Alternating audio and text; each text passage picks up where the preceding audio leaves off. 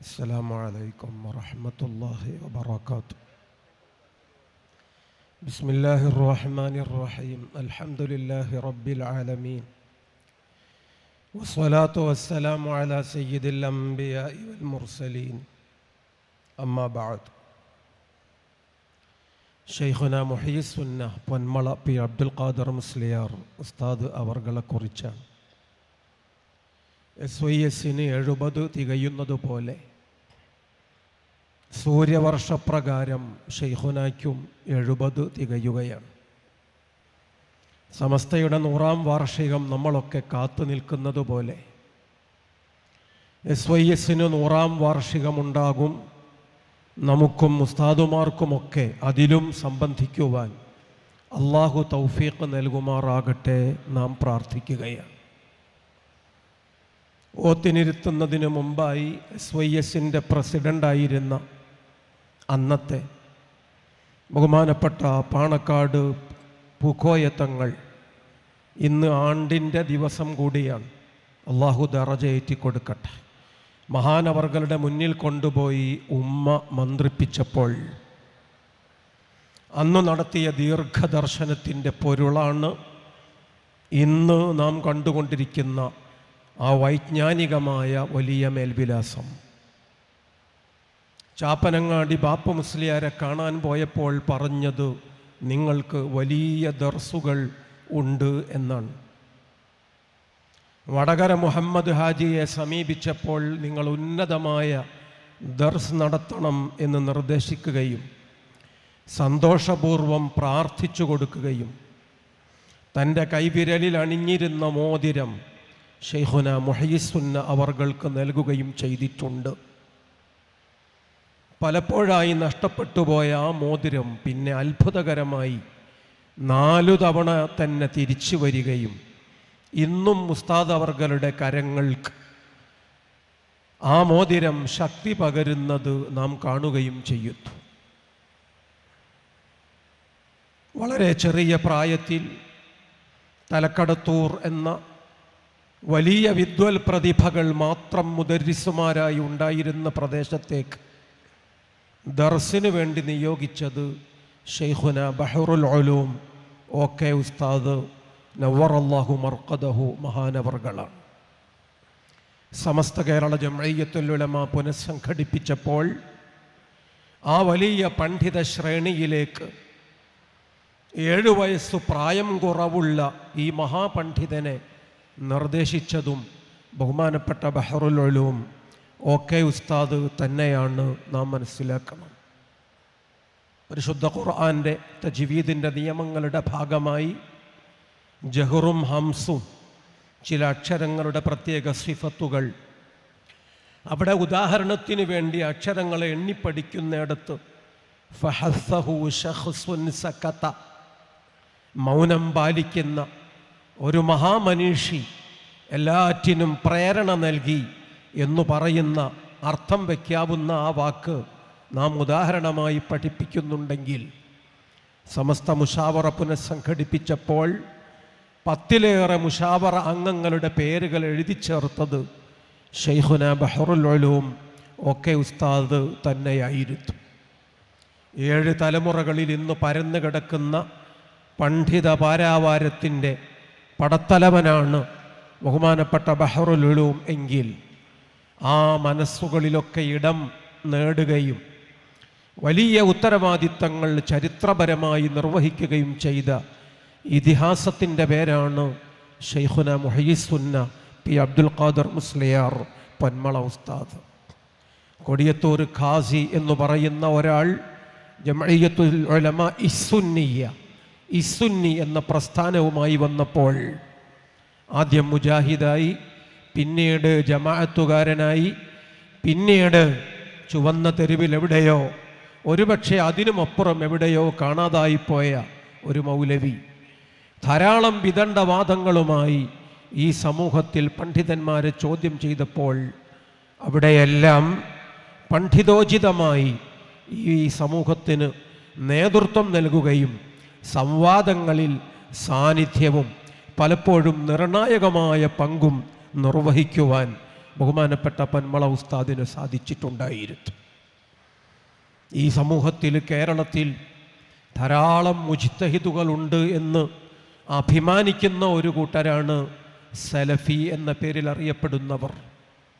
അങ്ങനെയുള്ള മുജ്തഹിദുകളെ ഒരുപക്ഷെ കടലാസിലേക്ക് പകർത്തുമ്പോൾ അവരാദ്യം എഴുതുക എടവണ്ണയിൽ ജീവിച്ച ഒരാളെയാണെങ്കിൽ സംവാദത്തിൽ അയാളെയും പരാജയപ്പെടുത്തുകയും ആദ്യത്തെ അരമണിക്കൂർ കൊണ്ട് സംവാദം പൊളിച്ച് കയ്യിൽ കൊടുക്കുകയും ചെയ്തതാണ് ബഹുമാനപ്പെട്ട മുഹയ്യിസുന്ന ഉസ്താദ് അവർകളുടെ പാണ്ഡിത്യത്തിൻ്റെ നാം തിരിച്ചറിഞ്ഞ ഒരു ശക്തി.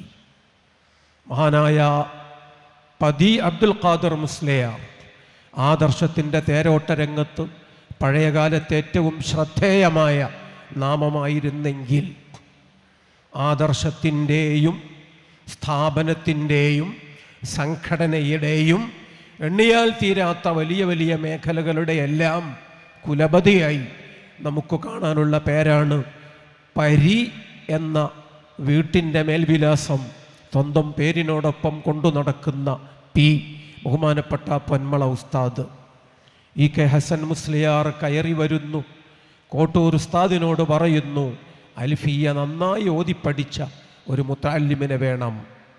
കോട്ടൂർ ഉസ്താദ് ചൂണ്ടിക്കാണിച്ചു കൊടുത്തു. അന്നു മുതൽ ആ ബന്ധം വളരുകയാണ്. ധാരാളം പണ്ഡിത ക്യാമ്പുകളിൽ ചോദ്യങ്ങളുമായി വലിയ ഉസ്താദുമാരെ അഭിമുഖീകരിച്ചപ്പോൾ താജുൽ ഉലമയ്ക്ക് കാന്തപുരം ഉസ്താദ് പരിചയപ്പെടുത്തി കൊടുക്കുകയാണ്. ഇതാണ് പൊന്മള അബ്ദുൽ ഖാദർ മുസ്ലിയാർ. താജുൽ ഉലമ പൊന്മള ഉസ്താദിനെ നമുക്ക് പരിചയപ്പെടുത്തി തന്നിട്ടുണ്ട്. ഈ പൊന്മള അതെന്തു മുതലാണ് എന്ന് നിങ്ങൾക്കറിയുമോ? വലിയ മുദരിസാണ്. അവരൊക്കെ ധാരാളം കിതാബ് നോക്കുന്നവരാണ്. ഞാൻ ഉള്ളാളത്തേക്ക് വിളിച്ചിട്ട് കിട്ടിയില്ലല്ലോ. ഞാനും എം.എയും കൂടി സാദിയയിലേക്ക് വിളിച്ചിട്ട് കിട്ടിയില്ലല്ലോ. എന്തിനു പറയണം, സകല സാമർഥ്യവും ഉപയോഗിച്ച് AP വിളിച്ചിട്ട് അദ്ദേഹത്തെ മർക്കസിലേക്ക് കിട്ടിയിട്ടില്ല. ഇപ്പോൾ എന്തോ തൗഫീഖ് പേരോടിന് അദ്ദേഹത്തെ ലഭിച്ചു. നാദാപുരം ദാറുൽ ഹുദയിൽ പൊന്മള ഉസ്താദ് നടത്തിയ ദർസിനെ കുറിച്ച് അന്ന് താജുൽ ഉലമ പറഞ്ഞ ഗൗരവമുള്ള വാക്കുകൾ. ആരെയും സുഖിപ്പിക്കുന്ന ശീലം താജുൽ ഉലമയ്ക്കില്ലെന്ന് നമുക്കറിയാം. പറയാനുള്ളത് വെട്ടിത്തുറന്നു പറഞ്ഞാൽ അതിൽ വെട്ടിമാറ്റാൻ ഒന്നും ഉണ്ടാവില്ല എന്നും നമുക്കറിയാം. ആ തലയെടുപ്പും ആജ്ഞാശക്തിയും ഇച്ഛാശക്തിയും സത്യത്തോടുള്ള പ്രതിബദ്ധതയുമാണ് ഇന്ന് നമുക്ക് എല്ലാ വ്യക്തിത്വവും രൂപപ്പെടുത്തി തന്നത് നമുക്കറിയാമെങ്കിൽ ആ വലിയ പണ്ഡിത നേതൃത്വത്തിന് അള്ളാഹു കൂടെ അനുവദിച്ചത് ഈ വലിയ ബുദ്ധിശക്തികളെയായിരുന്നു എന്ന് നാം മനസ്സിലാക്കുന്നു. കൊടിഞ്ഞിയിൽ നമുക്കറിയാം ധാരാളം ഇരട്ടകൾ. ആ ഇരട്ടകളെയൊക്കെ സംബന്ധിച്ച മസ്അലകൾ നമ്മുടെ ഉലമാ ചർച്ച ചെയ്യുന്നുണ്ട്. ഇരട്ടകളിൽ ഒന്നിൻ്റെ നിക്കാഹ് നടത്തിയപ്പോൾ പേര് പറഞ്ഞത് മാറിപ്പോയി. ഇനി എന്തു ചെയ്യുമെന്നൊരു പ്രശ്നം. എന്തു ചെയ്യാൻ? ഉടനെ പൊന്മള ഉസ്താദിനെ വിളിക്കുകയാണ്. ആ ബന്ധപ്പെട്ട നിക്കാഹ് മൂത്തത് 1, 2, 3 മിനിറ്റുകൾ കൊണ്ടെങ്കിലും അങ്ങനെ മൂത്തത് ഉണ്ടാകുമല്ലോ. അതിനെയാണോ നിശ്ചയിച്ചത്? അതാണോ ചൊല്ലിക്കൊടുത്ത ആളുടെ ഓർമ്മയിൽ ഉള്ളത്? ഏറ്റുവാങ്ങിയ ആൾക്കും അങ്ങനെ ഒരു തിരിച്ചറിവ് ഉണ്ടായിരുന്നുവോ? എന്നാൽ പിന്നെ ഇവിടെ പേര് മാറിപ്പോയതുകൊണ്ട് പ്രശ്നമില്ല എന്നു പറഞ്ഞ് ആ നിക്കാഹിൻ്റെ സന്നിഗ്ധഘട്ടത്തിൽ ചിലർ ത്വലാഖ് എന്ന് പറഞ്ഞു, ചിലർ എഴുതാന്ന് പറഞ്ഞു, ചിലർ സ്വഹീഹല്ല എന്ന് പറഞ്ഞു. വെപ്രാളപ്പെട്ട് നാലുപാടും പായുമ്പോൾ ഒരു ഫോൺ കോളിൻ്റെ അപ്പുറത്ത് പരന്ന പാണ്ഡിത്യത്തിൻ്റെ വിശാലമായ കാഴ്ചപ്പാടുമായി ബഹുമാനപ്പെട്ട മുഹയ്യിസുന്ന പൊന്മള ഉസ്താദ് ഉണ്ടായിരുന്നത് കൊണ്ട് ആ പ്രശ്നം ചെറിയ ഒരു ചായക്കോപ്പയിലെ കൊടുങ്കാറ്റ് എന്ന് പറയുന്നത് പോലെ അവിടെ തീരുന്നുവെങ്കിൽ ആഴത്തിലുള്ള പാണ്ഡിത്യം തീർച്ചയായും ഈ ഉമ്മത്തിന് ഏറ്റവും വലിയ സേവനമാണ്. SSF-ൽ മെമ്പർഷിപ്പ് ഉണ്ടായില്ല. SYS-ലും ഔദ്യോഗികമായി പ്രവർത്തനത്തിൻ്റെ പക്ഷത്ത് ഉണ്ടാകുന്നതിന് മുമ്പ് സമസ്ത കേരള ജംഇയ്യത്തുൽ ഉലമയിൽ അംഗമായതാണ് പൊന്മള ഉസ്താദ് അവർകളുടെ ജീവിതത്തിൽ അല്ലാഹു നൽകിയ ഭാഗധേയമെങ്കിൽ പാണ്ഡിത്യം തന്നെയാണ്. ഒരു വലിയ പ്രസ്ഥാനത്തിൻ്റെ നടുനായക വ്യക്തിത്വങ്ങൾക്കിടയിൽ തല ഉയർത്തിപ്പിടിച്ചു നിൽക്കാൻ ആ വലിയ മഹാനവർകളെ വലിയ മനുഷ്യന് ധൈര്യം നൽകിയത്. ബഹുമാനപ്പെട്ട പൊന്മള ഉസ്താദ് കുവൈത്ത് കരാറിൻ്റെ സന്ദർഭത്തിൽ കാന്തപുരം ഉസ്താദിന് ഉറച്ച പിന്തുണ നൽകി. മറ്റനേകം സന്ദർഭങ്ങളിലും ആ വലിയ പിന്തുണ പ്രസ്ഥാനത്തിന് ഏറ്റവും വലിയ പ്രചോദകമായി നട്ടെല്ലായി രൂപപ്പെട്ടത് നമുക്കറിയാം. ഞാൻ വിശദീകരിക്കുന്നില്ല. ഈ മഹത്തുക്കളുടെയൊക്കെ ദീർഘായുസ്സിന് വേണ്ടി നമ്മളൊക്കെ ദുആ ചെയ്യണം എന്ന് നിങ്ങളോടൊക്കെ ഓർമ്മിപ്പിക്കുകയാണ്. അബുൽ ഹഖ് ഇബ്രാഹിം മുസ്ലിയാർ തലശ്ശേരി പാതിരാക്ക് 2 മണി നേരത്താണ് പൊന്മള ഉസ്താദിനെ വിളിക്കുന്നത്. എന്താണ് ഈ നട്ടപ്പാതിരക്കെന്ന് ചോദിച്ചപ്പോൾ പറഞ്ഞു, ഞാനിപ്പം മക്കയിൽ നിന്ന് വിളിക്കുകയാണ്, പരിശുദ്ധമായ മദീനയിൽ നിന്ന് വിളിക്കുകയാണ്. മുത്തുനബി സ്വല്ലല്ലാഹു അലൈഹി വസല്ലമ തങ്ങളുടെ ചാരത്ത് ഹുജറത്തു ഷരീഫയുടെ അടുത്തിരുന്നിട്ട് കരഞ്ഞു കണ്ണീരുമായി ഒരാൾ നിങ്ങൾക്ക് വേണ്ടി ദുആ ചെയ്യുന്നത് കണ്ടപ്പോൾ എനിക്ക് സന്തോഷം കൊണ്ട് വിളിക്കുകയാണ്. ഞാൻ ആ വ്യക്തിയോട് ചോദിച്ചു, പൊന്മള ഉസ്താദിൻ്റെ ശിഷ്യനാണോ? അല്ല. നാട്ടുകാരനാണോ? അല്ല. സംഘടനാപരമായ എന്തെങ്കിലും അടുത്ത ബന്ധു അങ്ങനെയാണോ? അതുമല്ല. ഞാൻ പൊന്മള ഉസ്താദിനെ കണ്ടിട്ട് പോലുമില്ല. പക്ഷേ മഹാനവറുകളുടെ ഫതാവ മുഹയ്യിസുന്ന എനിക്കൊരാൾ സമ്മാനിച്ചു. ഞാനത് മുഴുവനും വായിച്ചു. 100 കൂട്ടം സംശയങ്ങൾക്ക് മറുപടി അതിൽ കണ്ടെത്തിയെന്നു മാത്രമല്ല, എൻ്റെ ഹൃദയത്തെ മഥിച്ച സകല സംശയങ്ങൾക്കും ആഴത്തിലുള്ള മറുപടി കണ്ടെത്തിയപ്പോൾ ഞാൻ ആലോചിച്ചു, ഞാനൊരു നിർമ്മതവാദിയായി, ഒരു മതയുക്തിവാദിയായി, ഞാൻ എവിടെയോ ഒടുങ്ങിത്തേരേണ്ടുന്ന അങ്ങനെ ഒരു അബദ്ധ സഞ്ചാരിയായി മാറുന്നതിൽ നിന്ന് എന്നെ രക്ഷപ്പെടുത്തിയത് ഈ മനുഷ്യൻ എഴുതി വെച്ച അക്ഷരമുത്തുകൾ. അതുകൊണ്ട് അള്ളാഹുവിൻ്റെ കഅബാലയത്തിനുള്ളിൽ ഇടം കിട്ടിയാലും ഞാൻ പ്രാർത്ഥിക്കുക ബഹുമാനപ്പെട്ട പൊന്മള ഉസ്താദിന് വേണ്ടി തന്നെയായിരിക്കും. മുത്തുനബി സ്വല്ലല്ലാഹു അലൈഹി വസല്ലമ തങ്ങളുടെ ചാരത്ത് ഞാനിരുന്ന് ദുആ ചെയ്യുന്നത് എന്നെ നരകത്തിൽ നിന്ന് രക്ഷപ്പെടുത്തി എന്നതിൻ്റെ പേരിൽ മാത്രമാണ്. നമ്മൾ അറിയണം, അവരൊക്കെ നിർവഹിച്ചിട്ടുള്ള വലിയ വലിയ ഉത്തരവാദിത്തങ്ങൾ അനേകായിരം പേർക്ക് വെളിച്ചം നൽകിയത്. ആ വലിയ വ്യക്തി നമ്മോട് പറയുന്നു, അഹ്ലുസുന്നത്ത് മുറുകെ പിടിക്കണം, സംഘടനാപരമായ ഉത്തരവാദിത്തങ്ങൾ നിർവഹിക്കണം. അതുകൊണ്ട് മാത്രമാണ് വരും തലമുറയെ നമുക്ക് രക്ഷപ്പെടുത്തിയെടുക്കുവാൻ സാധിക്കുക. ഇമാം ഖസാലി റഹ്മത്തുള്ളാഹി അലൈഹി തങ്ങളെ പലതവണ സ്വപ്നത്തിൽ കണ്ടിട്ടുണ്ട്. അതിന് വഴി പറഞ്ഞു കൊടുത്തത് വെല്ലൂരിലെ അല്ല, ദയൂബന്ദിലെ അന്നത്തെ അല ഹസറത്താണ്. ഏതെങ്കിലും ഒരു വരി വായിക്കുമ്പോൾ അർത്ഥം ശരിക്കും വ്യക്തമാകുന്നില്ലെങ്കിൽ ആ നേരത്ത് ജസദ് ഖിബിലയിലേക്ക് തിരിക്കുക, മനസ്സ് മുത്തുനബി സ്വല്ലല്ലാഹു അലൈഹി വസല്ലമ തങ്ങൾ മദീനയിലേക്ക് തിരിക്കുക. എന്നിട്ട് ഇമാം ഖസാലി തങ്ങൾക്കൊരു ഫാത്തിഹ ഓതിയാൽ തീർച്ചയായും അതിൻ്റെ ഉദ്ദേശ്യം നിങ്ങൾക്ക് മുമ്പിൽ ചുരുൾ നിവർന്നു വരും എന്ന് ദയൂബന്ദിൽ നിന്ന് ഉപദേശിച്ച ഉസ്താദുമാർ. അങ്ങനെയാണ് ബഹുമാനപ്പെട്ടവർ ഇമാം ഖസാലി തങ്ങളുടെ വല്ലാത്ത ഒരു ഫാൻ ആയി മാറുന്നത്. അതേ ദയൂബന്ദിൽ നിന്നു തന്നെ ആരോ ചിലർ മൗലിദിനെതിരെ അപസ്വരങ്ങൾ ഉയർത്തിയപ്പോൾ അന്നത്തെ ദയൂബന്ദ് ദാറുൽ ഉലൂമിൻ്റെ റക്ടർ ഷെയ്ഖ് ഖാരി ത്വയ്യിബ് അദ്ദേഹത്തിൻ്റെ മുന്നിൽ ചെന്നുപോയി നിന്നു പറഞ്ഞു കൊടുത്തു, മൗലിദ് എന്താണ്, മലബാറിൻ്റെ ശീലം എന്താണ്. അദ്ദേഹം അനുവദിച്ചു. ദയൂബന്ദിലെ മൗലിദ് സദസ്സ് സംഘടിപ്പിച്ചു. മലയാളി സമാജത്തിൻ്റെ പ്രസിഡന്റ് നേതൃത്വം നൽകി. മുഹയ്യിസുന്ന പൊന്മള ഉസ്താദ് സുന്നത്തിനെ ഹയാത്താക്കുകയാണ്. ദയൂബന്ദിലെ ഉസ്താദുമാരടക്കം ആ മൗലിദിൻ്റെ സദസ്സിൽ സംബന്ധിച്ചത് ഒരു വല്ലാത്ത തുടക്കമായിരുന്നുവെങ്കിൽ ആത്മീയ വ്യക്തിത്വങ്ങളുമായി പണ്ടേ ഉള്ള ബന്ധമാണ്. അധ്യാത്മികതയ്ക്ക് അപ്പുറത്ത് വലിയ മഹത്തുക്കളുമായുള്ള ബന്ധമാണ്. അതുകൊണ്ടാണ് എനിക്കുള്ള എല്ലാ ഇജാസത്തുകളും ഞാൻ നിങ്ങൾക്ക് നൽകുന്നു എന്നു പറഞ്ഞ് ഓരോന്നോരോന്ന് ബഹുമാനപ്പെട്ട ഹിബത്തുല്ലാഹിൽ ബുഖാരി അങ്ങനെ തന്നെ നൽകിയത്. അതൊരു 40 വർഷങ്ങൾക്കപ്പുറത്താണ്. കയ്പമംഗലം കരീം ഹാജിയെ കാണാൻ വന്നൊരു കൂട്ടർ അവരോട് കയ്പമംഗലം ചോദിച്ചു, എന്തിനാണ് ഇങ്ങോട്ട് വന്നത്? പൊന്മള ഉസ്താദ് നിങ്ങളെ നാട്ടിനടുത്ത് ദർസ് നടത്തുന്നുണ്ടല്ലോ, അദ്ദേഹത്തെ കണ്ടാൽ മതിയല്ലോ.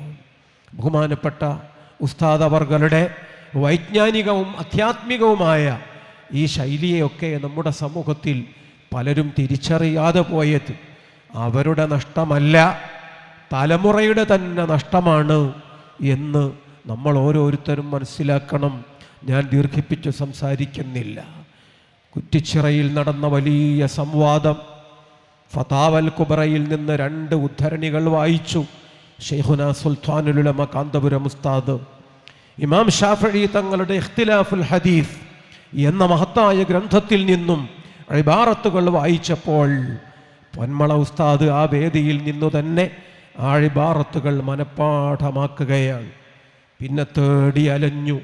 ഈ ഇബാറത്തുകൾ ഉണ്ടെന്നറിയാം, കിതാബ് കണ്ടുകിട്ടാൻ എന്തു ചെയ്യും? 46 വർഷങ്ങൾക്കപ്പുറത്തെ ആ അന്വേഷണം, വല്ലാത്ത തെരച്ചിൽ. മലബാറിൽ കിതാബുകൾ കിട്ടാനുള്ള വഴികൾ വളരെ വളരെ കുറവാണ്. ആ യാത്രയിൽ നന്നമ്പ്ര സൈദാലി മുസ്ലിയാരെ കണ്ടു, നിറമരുതൂര് ബീരാൻകുട്ടി മുസ്ലിയാരെ കണ്ടു. അങ്ങനെ ചെന്ന് ബഹുമാനപ്പെട്ട കരിങ്കപ്പാറ ഉസ്താദിനെ കണ്ടു. എ.പി. ഉസ്താദ് വായിച്ച് ഹൃദിസ്ഥമായി പറഞ്ഞു പഠിച്ച് സംവാദത്തിൽ ഉദ്ധരിച്ച് എതിർ കക്ഷികളുടെ മുഴുവനും നാക്കടക്കിക്കളഞ്ഞ ഒരു ഇബാറത്ത് പൊന്മള ഉസ്താദ് ആ വേദിയിൽ വെച്ച് ഹൃദിസ്ഥമാക്കുകയാണ്. അതിൻ്റെ ഉദ്ധരണി കണ്ണുകൊണ്ട് കാണണം എന്ന് വാശി പിടിച്ച് പലയിടങ്ങളിലും പരതി നടക്കുകയാണ്. ഒടുവിൽ കണ്ടെത്തിയപ്പോൾ ബഹുമാനപ്പെട്ട കരിങ്കപ്പാറ ഉസ്താദിൻ്റെ മനസ്സിൽ ആ മുത്തഅല്ലിമിന് ഇടം കിട്ടി. കരിങ്കപ്പാറ ഉസ്താദ് തൻ്റെ പേരമക്കൾക്ക് വരനായി പൊന്മള ഉസ്താദിനെ തിരഞ്ഞെടുക്കുകയാണ്. പിന്നീട് താൻ നന്നാക്കി മറ്റൊരാൾക്കും കൈമാറാത്ത ഫത്ഹുൽ മൊഈൻ പൊന്മള ഉസ്താദിൻ്റെ കൈകളിലേക്ക് വെച്ചു കൊടുക്കുകയാണ്. ആ ഫത്ഹുൽ മൊഈനും അതിൻ്റെ തഹ്ഖീഖാത്തുകളും കേരളത്തിലെ ഉലമാഇന് പിന്നെ ധാരാളമായി ലഭിക്കുകയാണ്. ഒടുവിൽ അത് മുഴുവനും പുറം ലോകത്ത് അച്ചടിയായി എത്തിച്ചേരുമ്പോഴേക്ക് ബഹുമാനപ്പെട്ട പൊന്മള ഉസ്താദ് ഈ സമൂഹത്തിന് ചെയ്തു കൊടുത്തത് വലിയ ഫലമാണ്. കാന്തപുരം ഉസ്താദ് അതിനെല്ലാം സബബായി എന്നത് നമ്മളൊക്കെ മനസ്സിലാക്കേണ്ട യാഥാർത്ഥ്യമാണ്. പറഞ്ഞാൽ തീരാത്ത ആ ഇതിഹാസങ്ങളെ നമുക്കിനിയും വായിക്കാനുണ്ട്, നമുക്കിനിയും പരിചയപ്പെടാനുണ്ട്. ആ ജീവിതത്തിൽ നിന്ന് വലിയ വലിയ സംഭാവനകൾ നമുക്കിനിയും കിട്ടാനുണ്ട്. അല്ലാഹു സുബ്ഹാനഹു വ തആല ഇനിയും ആ വലിയ മഹത്തുക്കൾക്ക് ദീർഘായുസ് നമ്മുടെ മക്കൾക്ക് വേണ്ടി കൂടി വെളിച്ചം നൽകുന്ന അത്രയും അല്ലാഹു നീട്ടി നൽകുമാറാകട്ടെ. ആ ഉസ്താദുമാരുടെ എല്ലാം പൊരുത്തം നമുക്കെല്ലാം അല്ലാഹു ജീവിതത്തിലുടനീളം പിന്നീട് ഒടുവിൽ സ്വർഗത്തോളം അല്ലാഹു കനിഞ്ഞേകുമാറാകട്ടെ. ആമീൻ എന്ന് ദുആ ചെയ്തുകൊണ്ട് വരികൾ അവസാനിപ്പിച്ചു. അസ്സലാമു അലൈക്കും വറഹ്മത്തുള്ളാഹി വബറകാതുഹു.